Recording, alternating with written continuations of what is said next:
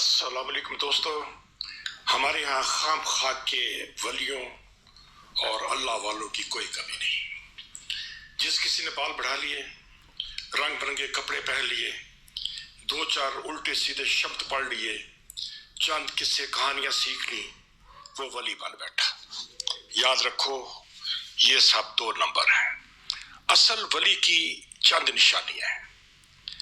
آج ہم آپ کو ولی کی پہلی نشانی بتائیں گے۔ تو دوستو، ولی کی پہلی نشانی یہ ہے کہ اس کا رزق حلال ہوتا ہے۔ وہ کھاتا بھی حلال ہے، کماتا بھی حلال ہے۔ خواتین و حضرات، جماعت اسلامی کے بانی مولانا سید ابو العلا مودودی صاحب کا نام تو آپ نے سن رکھا ہوگا۔ ایک بار فرماتے ہیں کہ ایک بار میں کراچی سے لاہور آ رہا تھا، گاڑی جیسے اسٹیشن پر رکی تو کلیوں نے گویا دھاوا بول دیا۔ شور شرابہ، بھاگم دوڑ، مسافروں کا سامان کھڑکیوں سے اٹھا کر باہر پلیٹ فارم پر پھینک رہے تھے۔ تو اس دوران مودودی صاحب نے ایک ایسے کلی کو دیکھا جو پلیٹ فارم پر جائے نماز بچھائے اطمینان سے نماز پڑھ رہا تھا۔ اسے کوئی جلدی نہیں تھی کہ لوگ سارا سامان ڈھولیں گے اور اسے کچھ نہیں ملے گا۔ اس نے اطمینان سے نماز مکمل کر کے سلام پھیرا تو میں نے اسے بلایا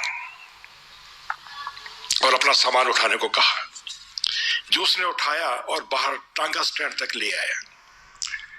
سستا زمانہ تھا، میں نے اسے 1 روپیہ کرایہ دیا تو اس نے 4 آنے پاس رکھے اور 12 آنے مجھے واپس کر دیے۔